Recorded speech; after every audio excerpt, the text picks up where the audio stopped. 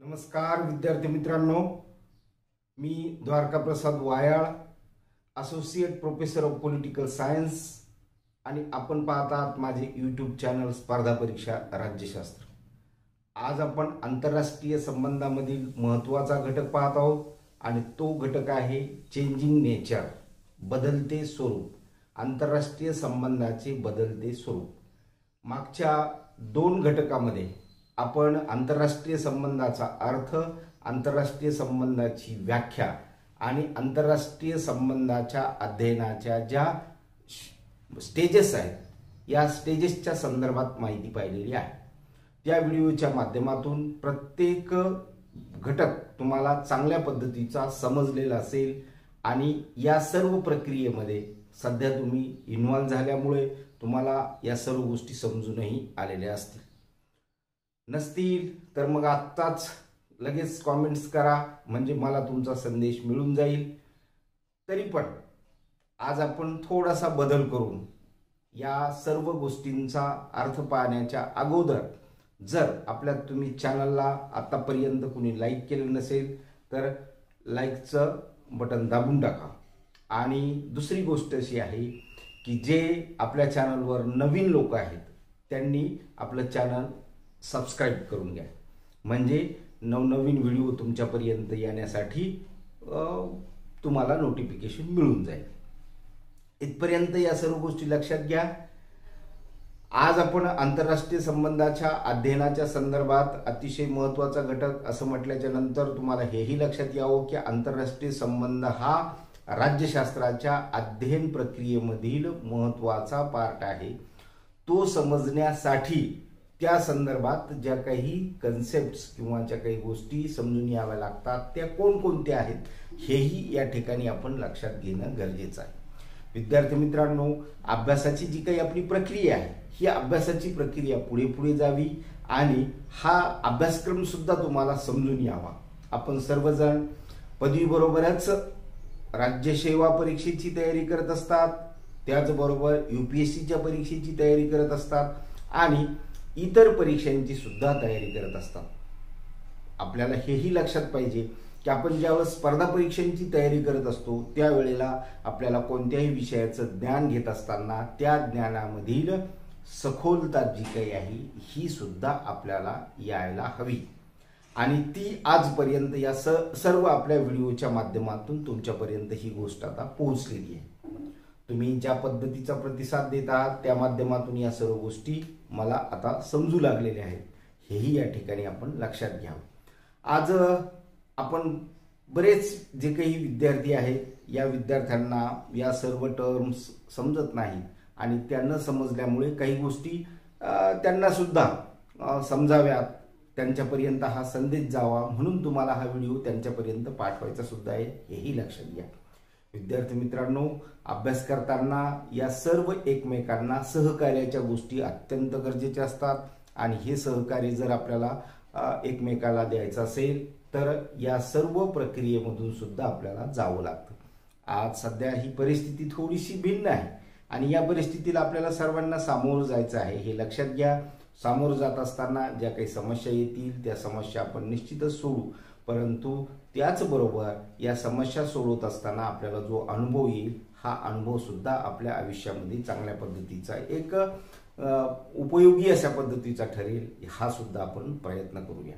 तर चला वळूया आपण आज आंतरराष्ट्रीय संबंधाच्या या अध्ययन प्रक्रियेकडे आणि ही अध्ययन प्रक्रिया आपण अशा पद्धतीने लक्षात घेणार आहोत। कमीत कमी शब्दात जसं मी तुम्हाला म्हटलं की एकूण जर शब्द तुम्ही हे जर मोजले, आता हे बोर्डवर जे काही शब्द आहेत हे शब्द सर्वसाधारणपणे एक 150 शब्दाच्या आसपास, म्हणजेच 175 शब्द, 150 to 175 शब्दामध्ये या सर्व गोष्टी तुम्हाला बसून देण्याचा प्रयत्न केलेला आहे। UPSCच्या परीक्षेमध्ये ही जी काही शब्द मर्यादा असते तुम्ही आता या सर्व गोष्टी लक्षात घ्यायला हव्या, कारण की आपण स्पर्धा परीक्षा असं जे बोलतो त्याचं कारणच असं आहे की तुम्हाला एका उच्चतम ध्येयापर्यंत नेण्यासाठी हा सर्व प्रयत्न आहे आणि निश्चित तो तशा पद्धतीचा प्रयत्न करताल, कारण की आपण स्वप्न हे उच्च स्वरूपाचे पाहावेत, मोठे स्वप्न पाहावेत, असं जे काही थोर व्यक्ती म्हणतात ते त्याच्या मागचं कारण आहे. विद्यार्थी मित्रांनो, तर हे कमीत कमी शब्दात उत्तर बसवण्याची जी काही कला आहे ही सर्वसाधारणपणे तुम्हाला या ठिकाणी शिकता यावी म्हणून हा सर्व आपण प्रयोग करत आहोत. सुरुवातीला आपण जे काही चेंजिंग नेचर आहे हे लक्षात घ्या. अभ्यासक्रमामध्ये जो काही भाग दिलेला आहे त्या भागाचा उपपाठ हा आहे, हेही इथे या ठिकाणी आपण लक्षात घ्यावं. आणि उपपाठ असं म्हटल्याच्या नंतर हे जे काही बदल आहेत आंतरराष्ट्रीय संबंधाच्या अध्ययनाच्या प्रक्रियेमध्ये जे बदल झाले त्याचं स्वरूप कशा पद्धतीचं बदलत गेलेलं आहे हे या ठिकाणी आपण लक्षात घ्यावं. त्याही अगोदर सुरुवातीला तुम्हाला असं लक्षात घेणं गरजेचं आहे की स्वरूप म्हणजे काय, कारण की आपल्याला चेंजिंग स्वरूप पाहिजे, बदलते स्वरूप पाहिजे. परंतु त्याच्या अगोदर स्वरूप तर आपल्याला माहीत पाहिजे. एक साधारण कमीत कमी शब्दामध्ये आपण असं पाहू शकतो की तुम्ही मागच्या वर्षी थोडंसं जर विचार जर केला तर तुम्हाला असं लक्षात येईल की वेगवेगळ्या विषयाच्या संदर्भात त्याचं स्वरूप, व्याप्ती, महत्त्व असं स्पष्टीकरण तुम्हाला साधारण अभ्यासाचं दिलं जातं. त्याचं कारण असं की त्या अभ्यासक्रमाची तोंड ओळख तुम्हाला व्हावी, तो उद्देश या पाठीमागचा असतो. आणि हे या ठिकाणी आपण लक्षात घ्यायचं की स्वरूप पाहण्यासाठी साधारणपणे आपण असं स्वतःला काय करतो, आरशासमोर उभं केलं स्वतःला आणि आपण स्वतःला पाहण्याचा प्रयत्न केला. तर आपण आरशासमोर गेल्याच्या नंतर आपली प्रतिमा आपल्याला बऱ्याच लोकांना आवडते, काहींना मात्र आवडत नाही. आणि त्याच्याही पेक्षा सोपं उदाहरण करून मी तुम्हाला सांगतो की आपण एक वेगवेगळ्या कारणासाठी पासपोर्ट फोटो एखाद्या फोटो स्टुडिओमध्ये काढतो आणि तो पासपोर्ट फोटो ज्यावेळेस आपण काढतो त्यावेळेस तुम्हाला असं लक्षात येईल की त्या फोटोमध्ये एवढं एडिटिंग करतो की आपल्याला लास्टला आपलाच तो फोटो आहे का, एवढे सुंदर आपण आहोत का हे सुद्धा कळत नाही. आलं इथपर्यंत लक्षात की नाही? की म्हणजे आपण समजा आपली जी इमेज आहे ही इमेज ज्या पद्धतीनं पाहण्याचा प्रयत्न करत असतो त्यामध्ये आपल्याला आपलं स्वरूप हवं असतं, म्हणजे आपण कसे दिसतो. आणि तो दिसण्याचा जो काही पार्ट आहे तो दिसण्याचा पार्ट या ठिकाणी आपल्याला लक्षात घ्यायचा की कोणत्याही विषयाचा अभ्यास करत असताना किंवा अभ्यासाचं हे स्वरूप लक्षात घेत असताना आंतरराष्ट्रीय संबंध सुद्धा त्या सर्व प्रक्रियेला वेगळा नाही आणि म्हणून आपण हा भाग लक्षात घ्यायचा. म्हणून आंतरराष्ट्रीय संबंधाचं स्वरूप पाहताना आपण असं पाहतो की हा विषय तसा फार अलीकडच्या कालखंडात असल्यामुळे ह्याचं स्पष्टीकरण मी मागच्या व्हिडिओमध्ये तुम्हाला दिलेलं आहे. आणि हे दिल्याच्या नंतर हेही तुम्हाला लक्षात यायला पाहिजे की हे आंतरराष्ट्रीय संबंधाच्या अलीकडच्या कालखंडातील विषयाचा जो काही पार्ट आहे हा जसजसा बाल्य अवस्थेमधून प्रौढ अवस्थेमध्ये येऊ लागलेला आहे तसतसं त्याचं स्वरूप बदलत गेलेलं आहे. की जसं आपले लहानपणीचे जसे काही फोटो असतात ते गुटगुटीत असतात, कोणाचे काही खराब असतात, कोणाचे चांगले असतात. आणि ते फोटो आपल्याला प्रत्येक फोटो जसं आपण मागचा फोटो आपल्याला आवडतो, आज काढलेला फोटो आजच्या आज फोटो काढलेला आपल्याला त्याच्यात काही ना काहीतरी फॉल्ट दिसतो, कारण की त्याची समीक्षा करण्याची आपली त्यावेळेसची पात्रता असते. मागचा जो काही फोटो आहे त्याला आपण काही करू शकत नसतो. साधारणपणे असं स्पष्टीकरण या ठिकाणी लक्षात घेणं गरजेचं की हे स्वरूप पाहण्यासाठी जशी आंतरराष्ट्रीय संबंधाची बाल्यावस्था ही जसं आंतरराष्ट्रीय संबंधाचं अध्ययन वाढत गेलेलं आहे तसतसे त्यामध्ये बदल होत गेलेले आहे. आणि त्यामध्ये महत्त्वाच्या दोन घटना आपण इथं लक्षात ठेवायच्यात. आणि त्या दोन घटना कोणत्या आहेत तर पहिलं महायुद्ध आणि दुसरं महायुद्ध. राष्ट्रसंघाची स्थापना आणि संयुक्त राष्ट्रसंघाची स्थापना अशा या दोन गोष्टी मागे म्हणजेच पहिले दोन महायुद्धाच्या घटना आणि या राष्ट्रसंघ आणि संयुक्त राष्ट्र संघटनेच्या स्थापनेच्या घटना अशा 2 आणि 2 अशा 4 घटना या ठिकाणी आपण लक्षात घेऊ शकतो. आणि त्या माध्यमातून मग आपल्याला या आंतरराष्ट्रीय संबंधामध्ये कोणकोणत्या पद्धतीचे बदल होत गेलेले आहेत हे सुद्धा पाहू शकतो. हे सर्व स्पष्टीकरण यासाठी कारण असं आपल्याला या आंतरराष्ट्रीय संबंधाचं स्वरूप पाहायचं आहे. हा भाग या ठिकाणी आपण लक्षात घेऊ शकतो. त्यासाठी प्रमुख जे काही बाबी आहेत किंवा प्रमुख जे काही घटक आहेत ते घटक सुद्धा आपण या ठिकाणी लक्षात घ्यायचे. आणि ते प्रमुख घटक कोणकोणते आहेत? मग मी तुम्हाला प्रत्येक वेळेस सांगितलं होते की आपलं उत्तर लिहित असताना ज्या प्रमुख घटकाची आवश्यकता आपल्याला आहे ते घटक आपल्याला ठळक पद्धतीने लिहायचे. आणि ते घटक या ठिकाणी मी त्या कोपऱ्यात तुम्हाला लिहून ठेवलेले आहेत. आंतरराष्ट्रीय संबंधाचं अध्ययन करण्यासाठी आपल्याला त्याचं जे काही स्वरूप आहे हे स्वरूप कशा पद्धतीचे असते तर ते व्यापक अशा पद्धतीचे असते. ह्याचं स्पष्टीकरण लक्षात घेणं गरजेचं आहे. नंबर 2चं जो काही स्पष्टीकरणासाठी मुद्दा तुम्हाला दिलेला आहे की जुन्या काळात कूटनीतीचे हे स्वरूप असल्याचे आपल्याला दिसून येते. पूर्वीच्या कालखंडात आंतरराष्ट्रीय संबंधाचं अध्ययन किंवा आंतरराष्ट्रीय संबंधाच्या अध्ययन प्रक्रियेमध्ये याचं स्वरूप पाहत असताना ते कूटनीतीच्या स्वरूपाचे असायचे हे लक्षात घ्यायचं. आणि नंबर 3रा जो काही मुद्दा इथं दिलेला आहे की हे चेंजिंग जे काही नेचर आहे आंतरराष्ट्रीय संबंधाचं बदलतं स्वरूप होण्यासाठी ज्या काही गोष्टी कारणीभूत ठरलेल्या आहेत ह्या कारणीभूत ठरलेल्या गोष्टीच्या संदर्भातील हे स्पष्टीकरण तुम्ही की जसजसं दळणवळणाच्या साधनात झालेले जे काही बदल आहेत दळणवळणाची जी काही साधने आहेत त्या साधनामध्ये जे बदल होत गेलेले आहेत जगामध्ये त्या बदलाचा संबंध या ठिकाणी आहे. आणि तो एक भाग आपण या ठिकाणी लक्षात घ्यायचा. नंबर 4था जो काही घटक आहे शस्त्रास्त्र स्पर्धेत झालेली अनावश्यक वाढ. तुम्ही असं पहा जगात ज्या वेळेस शस्त्रास्त्र स्पर्धेत अनावश्यक वाढ होत गेलेली आहे त्यामुळे त्याचा परिणाम ह्या आंतरराष्ट्रीय संबंधाच्या स्वरूपावर झालेला आहे. हा भाग आपण इथं लक्षात घ्यायचा आहे. आणि तो भाग जर आपण लक्षात घेतला तर मग आपल्याला आंतरराष्ट्रीय संबंधाचं स्वरूप कशा पद्धतीचं बदलत गेलेलं आहे हे समजून येतं. आणि नंबर 5वा जो काही मुद्दा आहे तो औद्योगिक जे काही प्रभावामुळे जागतिक पातळीवर राष्ट्रामध्ये अवलंबित्व निर्माण झाले. जी काही औद्योगिक प्रगती आहे या अगोदर आपण असंही अगोदर पाहिलेलं आहे हे लक्षात यायला पाहिजे तुम्हाला की जसं जसं जगाचा जो विकास आहे जगाच्या विकासाची जी प्रक्रिया आहे या जगाच्या विकासाच्या प्रक्रियेमध्ये औद्योगिक क्रांतीने जसजसं पुढे नेण्याचा प्रयत्न जगाला केलेला आहे त्यामुळे जे काही अवलंबित्व आहे एकमेकाचं जे काही अवलंबित्व आहे हे अवलंबित्व वेगवेगळ्या देशाचं वेगवेगळ्या राष्ट्राशी निगडीत झाल्यामुळे सुद्धा हे चेंजिंग नेचर आजचं जे काही चेंजिंग नेचर आहे त्यानं विशिष्ट असा आकार धारण केलेला आहे हे लक्षात घ्या. त्यासाठी काही मुद्दे या ठिकाणी ठळक स्वरूपात दिलेले आहेत. कोणते दिलेले आहेत की हे स्पष्ट अशा स्वरूपामध्ये स्पष्टीकरण तुम्हाला लक्षात यावं. कोणतं स्पष्टीकरण की चेंजिंग नेचरचे जे काही घटक आहेत ते पुढे आहेत परंतु त्याच्या अगोदर हे स्वरूप बदलण्यासाठी ज्या काही गोष्टी कारणीभूत ठरलेल्या आहेत त्या कोणकोणत्या आहेत हा भाग या ठिकाणी आपण लक्षात घ्यावा. तर आंतरराष्ट्रीय संबंधाचे स्वरूप वेगवेगळ्या कालखंडात परिवर्तन झालेले आहे.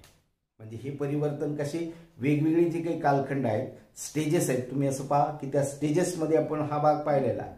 आणि त्या ठिकाणी तुम्हाला असं लक्षात येईल की ह्याचं परिवर्तन झालेलं आहे. ते परिवर्तन होताना त्याच्यात नंबर 1चा जो काही मुद्दा आहे ते कशामुळे झाले त्याची कारणमीमांसा आपण या ठिकाणी केली. पहिला मुद्दा आहे स्वतंत्र राज्याच्या संख्येत झालेली वाढ.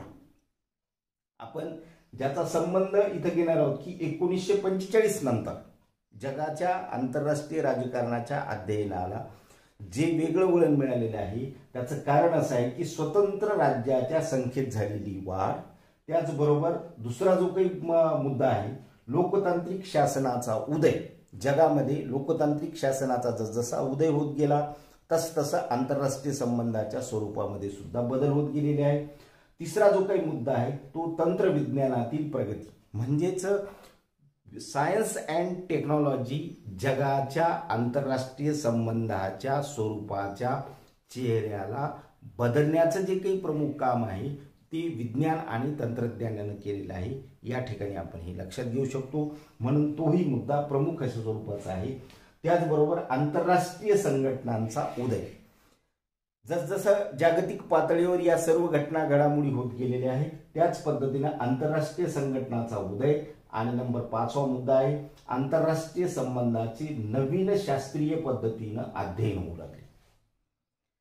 ज्या वेळेस एखाद्या विषयाचा अभ्यास करण्यामध्ये जास्तीत जास्त अभ्यासक त्यामध्ये आपलं मोलाचं योगदान करण्याचा प्रयत्न करत असतात, अशा वेळेला त्यामध्ये वेगवेगळ्या अध्ययन घटकाची भर पडत असते. आणि ही भर साधारणपणे ज्यावेळेस आंतरराष्ट्रीय संबंधाचा अभ्यास वेगवेगळ्या ठिकाणी होऊ लागला, त्यावर वेगवेगळ्या पद्धतीच्या अभ्यासकांनी आपले मत प्रदर्शित करण्याचा प्रयत्न केलेला आहे, त्यावेळेला आंतरराष्ट्रीय संबंधाच्या या अध्ययन प्रक्रियेमध्ये नवीन अध्ययन पद्धती उदयास येऊ लागल्या. त्यामध्ये मग वर्तनवादाचा जो काही मुद्दा असेल किंवा खेळ सिद्धांताचा माध्यमातून ज्या काही गोष्टी पुढे येऊ लागल्या, या सर्व गोष्टींची जी काही भर आहे ही भर पडल्यामुळे आंतरराष्ट्रीय संबंधाचा जो काही स्वरूपाचा पार्ट आहे तो बदलत गेलेला आहे. इथपर्यंत ही सर्व मुद्दे तुम्हाला लक्षात आले. हा झाला स्वरूप बदलण्याच्या स्पष्टीकरणाचा पहिला पार्ट. चेंजिंग नेचर हे उत्तर लिहित असताना इथपर्यंतचे जे काही सर्व मुद्दे आहेत ते मुद्दे लिहिल्याच्या नंतर तुम्हाला अर्धे मार्क्स तुमचे जे काही आहेत ते फिक्स झालेले आहेत हे लक्षात घ्या. कारण की प्रश्न, त्याचा रोग आणि त्या संदर्भात असलेलं स्पष्टीकरण हे आपल्याला स्पष्ट स्वरूपात देणं गरजेचं आहे. म्हणजेच आपण जसे विद्यापीठाच्या परीक्षेमध्ये हे देणं गरजेचं आहे, त्याचबरोबर स्पर्धा परीक्षेमध्ये सुद्धा हे स्पष्टीकरण तुम्हाला देणं गरजेचं. आणि त्याचं कारण असं आहे, कारण प्रत्येक मुद्द्याला तुम्हाला न्याय देता येतो की नाही हा त्यामागचा उद्देश असतो. इथपर्यंतच्या स्पष्टीकरणाच्या माध्यमातून म्हणजेच सुरुवातीचे हे प्रमुख मुद्दे, त्या माध्यमातून दिलेलं उत्तराचं स्पष्टीकरण आणि जे काही चेंजिंग नेचर आहे त्याच्या अगोदरची जी काही पार्श्वभूमी कोणत्या कारणांनी निर्माण झालेली आहे ह्याची कारण मीमांसा इथपर्यंत दिली की आपला अर्ध उत्तर इथपर्यंत फिक्स होऊन जातं. आता नंतरचा जो काही पार्ट आहे, आता नंतर आपण असं पाहतो की आपण ज्या स्टेजेस पाहिलेल्या आहेत आंतरराष्ट्रीय संबंधाच्या अध्ययनाच्या, या आंतरराष्ट्रीय संबंधाच्या अध्ययनाच्या स्टेजेसमध्ये आपण हा भाग महत्त्वाचा घेतला की 1945 नंतर आंतरराष्ट्रीय संबंधाच्या अध्ययन प्रक्रियेला वेगळ्या पद्धतीचं वळण लागलं. त्याचं कारण असं वेगवेगळ्या पद्धतीच्या वेगवेगळ्या विचारवंतांनी वेगळे स्पष्टीकरण जरी दिलेली असली तरी काही जे काही सामूहिक निष्कर्ष जे आहेत या सामूहिक निष्कर्षापर्यंत आपल्याला येऊन पोहोचायचं. 1945 नंतर जो काही मुख्य बदल आहे तो बदल आपण लक्षात घ्यायचा किंवा आंतरराष्ट्रीय संबंधाचं स्वरूप बदलण्याचा प्रमुख जो काही पार्ट आहे तो काय आहे आणि त्याचं स्पष्टीकरण कशा पद्धतीचं दिलं गेलेलं आहे हे या ठिकाणी आपण लक्षात घ्यायचं. तर संघर्षाऐवजी सहकार्यावर जगात वेगवेगळे देश भर देऊ लागले.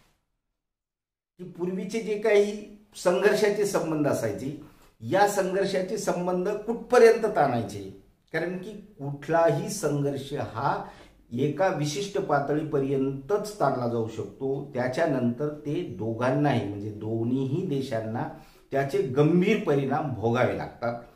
हे ज्यावेळेस जसजसं जगाच्या लक्षात येऊ लागलं त्यावेळेला हा संबंध ह्या इथपर्यंत येऊ लागला की या आंतरराष्ट्रीय संबंधाच्या बदलत्या स्वरूपाचा हा प्रमुख घटक बनला. दुसरा त्याच्यातला जो काही पार्ट आहे तो जो काही आहे युद्धाऐवजी शांतता. म्हणजे पूर्वी जी काही युद्ध करण्याची देशांची भूमिका असायची आणि युद्धाच्या माध्यमातून संघर्ष करून काहीतरी हासिल करण्याची त्यांची प्रवृत्ती असायची, 1945 नंतर ही परिस्थिती जगाची बदलली आणि ही परिस्थिती बदलल्यामुळे शांततेसाठी प्रत्येक राष्ट्र आपल्या पद्धतीनं काही ना काही कुठल्या ना कुठल्या पद्धतीचे प्रयत्न करू लागलं किंवा तसं दाखवू तरी लागलं कमीत कमी. त्यामुळे सुद्धा आंतरराष्ट्रीय संबंधाच्या अध्ययनामध्ये हे स्वरूप बदलत गेलेले आहे. म्हणून चेंजिंग नेचरच्या संदर्भातील हे स्पष्टीकरण आपल्याला पाहणं गरजेचं आहे. त्यामधील तिसरा जो काही पार्ट आहे तो तिसरा पार्ट काय माहिती आहे का, शत्रुत्वाऐवजी मित्रत्व असे परिवर्तन झाले. 3 गोष्टी लक्षात घ्या की संघर्षाऐवजी सहकार्य, युद्धाऐवजी शांतता आणि शत्रुत्वाऐवजी मित्रत्व. म्हणजे जे पूर्वीचे शत्रू राष्ट्र असायचे ते शत्रू राष्ट्र सुद्धा मित्रत्वाच्या भूमिकेपर्यंत येऊन ठेपले आणि या मित्रत्वाच्या भूमिकेपर्यंत येऊन ठेपल्याच्या नंतर मग त्यांना असं वाटू लागलं की आता आपल्याला आंतरराष्ट्रीय संबंधाच्या या बदलत्या स्वरूपाचा आपल्या राष्ट्रीय हितामध्ये या सर्व गोष्टी कशा पद्धतीच्या परिवर्तित करता येतील. कारण कुठल्याही राष्ट्राचं जे काही मुख्य उद्दिष्ट असतं ते राष्ट्रीय हित हे असतं. आणि आपण हेही लक्षात घ्या की ज्यावेळेस राष्ट्रीय हित असं म्हटल्याबरोबर हे संपूर्ण राष्ट्राच्या हिताच्या दृष्टीनं आपल्याला काय करता येईल हा विचार सुद्धा प्रत्येक देशामध्ये केला जातो. आणि म्हणून या सर्व गोष्टी आपण या ठिकाणी लक्षात घेऊ शकतो. आंतरराष्ट्रीय संबंधाच्या या चेंजिंग नेचरचा संदर्भ अशा पद्धतीचा लक्षात ठेवू शकतो. हा झाला आपल्या चॅप्टरचा दुसरा घटक. म्हणजे पहिला घटक स्वरूपाच्या संदर्भात जे पूर्वीचं स्वरूप होतं ते कशा कशा पद्धतीनं बदलत गेलं त्याची कारण मीमांसा. ह्या प्रवृत्तीमध्ये कशा पद्धतीनं बदल झाला त्याचं जे काही स्पष्टीकरण आपल्याला दुसऱ्या फेजमध्ये उत्तराच्या द्यायचं आहे ते स्पष्टीकरण यामध्ये म्हणजे या 3 गोष्टीमध्ये आता जे काही ज्या गोष्टी कारणीभूत ठरलेल्या आहेत आंतरराष्ट्रीय संबंधाचं पूर्वीचं जे काही स्वरूप होतं ते स्वरूप जाऊन बदलतं जे काही स्वरूप निर्माण होण्यासाठी ज्या गोष्टी कारणीभूत ठरलेल्या आहेत त्या प्रत्येक गोष्टीचा किंवा प्रत्येक मुद्द्याचा विचार आपण या ठिकाणी केलेला आहे. या प्रत्येक मुद्द्याच्या संदर्भात तुम्हाला वेगवेगळ्या पद्धतीचं स्पष्टीकरण दिलं की मग आपण आपला टॉपिक समजून घेऊ शकतो आणि आपल्याला प्रत्येक मुद्द्याच्या माध्यमातून आपल्या निष्कर्षापर्यंत जाता येतं. म्हणून या ठिकाणी निष्कर्ष म्हणून मी समरी असं तुम्हाला या ठिकाणी लिहून ठेवलेलं आहे. पहिला त्याच्यामधील मुद्दा आहे नवीन सार्वभौम राज्यांचा उदय.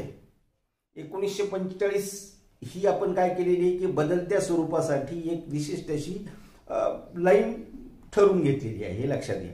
आणि त्यामुळे काय झालेलं आहे की नवीन जे काही सार्वभौम राज्य होते पूर्वी जी काही व्यवस्था होती ही पाश्चिमात्य युरोपियन कंट्रीच्या आसपासच हे आंतरराष्ट्रीय संबंध घुटमळत जे होते जसजसं 1945 नंतर ज्या नवीन सार्वभौम राज्याचा जो काही उदय झालेला आहे त्यांच्या मनोवृत्तीमध्ये जो काही फरक पडला हा भाग या ठिकाणी चेंजिंग नेचरसाठी महत्त्वाचा ठरतो. दुसरा जो काही पार्ट आहे विचार प्रणालीचे परिवर्तन. जसं मी तुम्हाला अगोदरही म्हटलं की जोपर्यंत विचाराचं जे काही परिवर्तन होत नाही तोपर्यंत बदल सुद्धा होत नाही. वेगवेगळ्या देशांनी आपल्या पूर्वीच्या विचारसरणीमध्ये बदल करण्याचा प्रयत्न केलेला आहे आणि त्या बदलाच्या माध्यमातून हे नवीन स्वरूप येण्यापर्यंत हे संपूर्ण जग येऊन ठेपलं हाही भाग या ठिकाणी आपण लक्षात घेऊ शकतो. तिसरा जो काही मुद्दा आहे राजकीय स्थैर्याचा अभाव. 1945च्या नंतर जसजसा वेगवेगळी राष्ट्र स्वतंत्र झाली आणि मग आपल्याला असं लक्षात येईल की अशा कालखंडामध्ये त्या ठिकाणी जे स्थैर्य अपेक्षित होतं ते स्थैर्य त्या ठिकाणी नसल्यामुळे मग त्यांना आपल्या विचारसरणी किंवा या सर्व बाबींचा या ठिकाणी विचार करावा लागला आणि त्यामुळे सुद्धा या बदलत्या स्वरूपामध्ये हातभार लागलेला आहे. नंबर 4 आहे स्वतःच्या संरक्षणाचा प्रश्न. जसजसं आंतरराष्ट्रीय संबंधाचं अध्ययन पुढे पुढे जाऊ लागलं मग असा जे स्वतंत्र झालेले जे काही राष्ट्र होते यांना असं वाटू लागलं की स्वतःचं संरक्षण करण्यासाठी आपल्याला इतरांची मदत घेणं गरजेचं आहे आणि त्या संदर्भात आपण ज्यावेळेस म्हणजे या सर्व भूमिका घेऊ त्यावेळेला आपल्याला या आंतरराष्ट्रीय संबंधाच्या बदलाच्या प्रक्रियेमध्ये सुद्धा सहभागी व्हावे लागेल. नंबर जो काही 5वा मुद्दा आहे की प्रादेशिक संघटनात झालेली वाढ. जसजसा प्रादेशिक संघटना जगामध्ये वाढू लागल्या त्यामुळे त्यांची विचारसरणी सुद्धा एका विशिष्ट पातळीवर किंवा विशिष्ट प्रश्न सोडवण्याची होऊ लागली आणि त्यामुळे सुद्धा हे स्वरूप बदलत गेलेलं आहे. हा एक मुद्दा आपण इथे लक्षात घ्यायला पाहिजे. नंबर नेक्स्ट जो काही मुद्दा आहे अणुशक्तीचा विकास.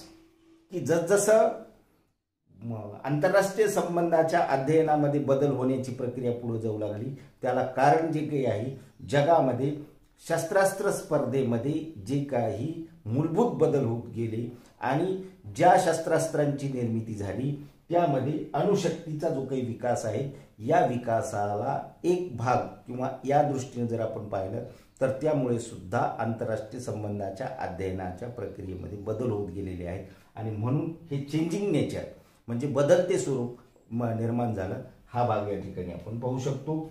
नंबर नेक्स्ट आहे अलिप्तता आंदोलने.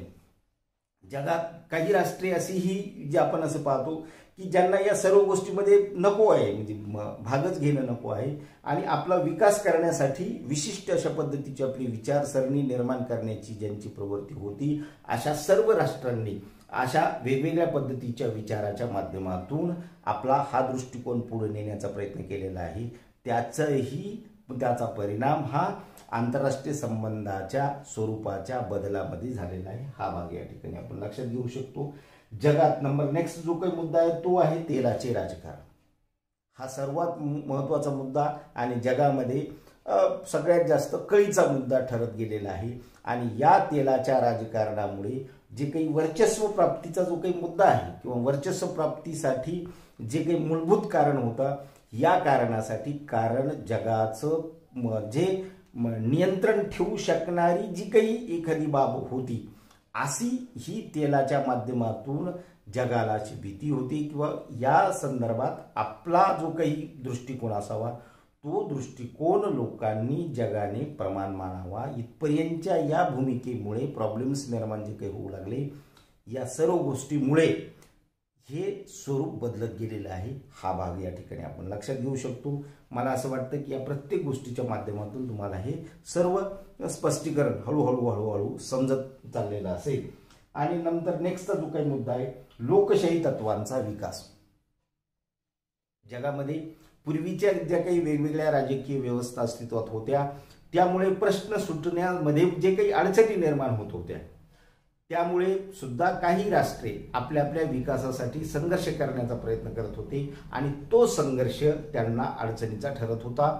जसजसं या सार्वभौम राष्ट्रांचा जगामध्ये उदय होत गेला, त्या माध्यमातून मग लोकशाही व्यवस्था किंवा लोकशाही विचाराचा जो काही प्रश्न आहे, हा विचार सुद्धा जगामध्ये दृढमूळ होऊ लागला आणि त्यामुळे आंतरराष्ट्रीय संबंधाचं जे पूर्वीचं जे काही कूटनीतीचं जे काही स्वरूप होतं, त्या संदर्भात किंवा त्या पद्धतीतून जग पुढे बदलावच्या प्रक्रियेपर्यंत येऊन पोहोचू लागलं. हा भाग या ठिकाणी आपण लक्षात घेऊ शकतो. आणि त्याचबरोबर शांतता चळवळी, म्हणजे जगामध्ये जसजसं बदल होत गेलेले आहे, जसं विज्ञानाचे फायदे जगाला कळू लागले आणि दळणवळणाच्या साधनाची उपलब्धता जसजशी होत गेलेली आहे, तसतसं वैचारिक भाग सुद्धा पुढे येत गेलेला आहे. हाही भाग लक्षात घेणं गरजेचं आहे. आधुनिक कालखंडापर्यंत जर आपण येऊन पोहोचण्याचा प्रयत्न केला आंतरराष्ट्रीय संबंधाच्या या स्वरूपाचा संदर्भ घेत असताना, की तर आपल्याला असं लक्षात येईल की आज जसं आपण पाहतो की मीडियाची जी काही क्रांती आहे, म्हणजे समाज माध्यमे आज जशा पद्धतीने निर्माण झालेली आहेत, इथपर्यंत आपण या सर्व गोष्टींचा उल्लेख करू शकतो की वैचारिक म्हणजे पार्ट जो आहे तो एका देशातून दुसऱ्या देशात जाण्यासाठी पूर्वी जो वेळ लागायचा तो वेळ दळणवळणाच्या क्रांतीनंतर कमी झाला. म्हणजे एखादा विचार वाचण्यासाठी पूर्वीच्या कालखंडात वेगवेगळ्या देशामध्ये जाऊन त्या ठिकाणी जसं अभ्यास करावा लागायचा, तो भाग कमी होत गेला. आणि जसजसं ही क्रांती होत गेलेली आहे, आत्ता आज जसं आपण पाहतो की कुठलीही गोष्ट जशी आता आपल्याला पटकन लक्षात येऊ शकते किंवा जगामध्ये काय चाललं हे लक्षात येऊ शकतं, त्यानुसार आपली भूमिका निर्माण होऊ शकते. हा जो काही पार्ट आहे, हा पार्ट या सर्व दळणवळणाच्या क्रांतीचा नंतरचा तो परिणाम आहे. आणि मग आपल्याला असं लक्षात येतं की या सर्व गोष्टीमुळे जगात एक असा चांगुलपणाचा विचार पुढे येऊ लागला आणि तो चांगुलपणाचा विचार म्हणजेच या सर्व गोष्टींचा तो परिणाम. म्हणजे जे स्वरूप आहे, हे जे काही बदल आहे, हे बदल आपल्याला अशा पद्धतीचे लक्षात घ्यायचे. त्याचबरोबर म्हणजे एक वाक्य या ठिकाणी मी दुसरेही लिहून ठेवलेलं आहे तुम्हाला, की त्याचबरोबर सामूहिक सुरक्षितता, आंतरराष्ट्रीय संघटना, आंतरराष्ट्रीय कायदा यांना महत्त्व प्राप्त झाले. जगामध्ये हे लक्षात घ्या, सामूहिक सुरक्षितता आणि आंतरराष्ट्रीय संघटना आणि आंतरराष्ट्रीय कायदा म्हणजेच इंटरनॅशनल लॉ या गोष्टीला महत्त्व प्राप्त झाले आणि त्यामुळे सुद्धा आंतरराष्ट्रीय संबंधाचे जे काही स्वरूप आहे, हे स्वरूप बदलासाठी या सर्व गोष्टी कारणीभूत ठरलेल्या आहेत. हे लक्षात घ्यायला आपल्याला पाहिजे. म्हणजे आपला जो काही मुद्दा आहे तो कोणता मुद्दा आहे, तर बदलते स्वरूप, चेंजिंग नेचर. तर हा चेंजिंग नेचरचा जो काही मुद्दा आहे तो अशा सर्व गोष्टीमुळे बदलत गेलेला आहे. हा भाग या ठिकाणी आपण लक्षात घेऊ शकतो. म्हणजेच आंतरराष्ट्रीय संबंधाच्या या स्वरूपाचा कसा कसा बदलत्या भागाच्या माध्यमातून आजचा जो काही चेहरा आहे तो कसा निर्माण झालेला आहे हे आपण या ठिकाणी पाहू शकतो. विद्यार्थी मित्रांनो, या सर्व स्पष्टीकरणामधून तुम्हाला आंतरराष्ट्रीय संबंधाचं बदलतं स्वरूप हे समजून आलेलं असेल. मला असं वाटतं की या व्हिडिओचा हा संदर्भ तुम्ही लक्षात घ्या, म्हणजे पुढील व्हिडिओसाठी सुद्धा हा कनेक्टेड व्हिडिओ तुम्हाला ठरेल. आणि लास्टला या ठिकाणी मी एक समरीचं स्टेटमेंट तुमच्यासाठी लिहून ठेवलेलं आहे. म्हणजे उत्तर लिहित असताना एवढंच स्पष्टीकरण लिहिलं की तुम्हाला परफेक्ट आणि चांगल्या पद्धतीचे मार्क्स पडतात. आज विज्ञान आणि प्रगती, लोकसंख्येची वाढ, राज्याचे परस्परावलंबित्व, अण्वस्त्रांची निर्मिती आणि आंतरराष्ट्रीय संघटनाचा दबाव यामुळे हे आंतरराष्ट्रीय संबंधाचे स्वरूप बदललेले आहे. हा भाग लक्षात घ्या. या सर्व गोष्टी लक्षात घ्या, कारण की इथे लक्षात घेत असताना ह्या 2-3 शब्दावर भर द्या. विज्ञान आणि प्रगती, लोकसंख्येची वाढ. विज्ञान आणि प्रगतीमुळे जग जागृत झालं. लोकसंख्येच्या वाढीमुळे जे काही उदरनिर्वाहाच्या प्रश्नापासून तर स्टँडर्ड ऑफ लिव्हिंगचे प्रश्न आहेत त्याला महत्त्व येऊ लागलं.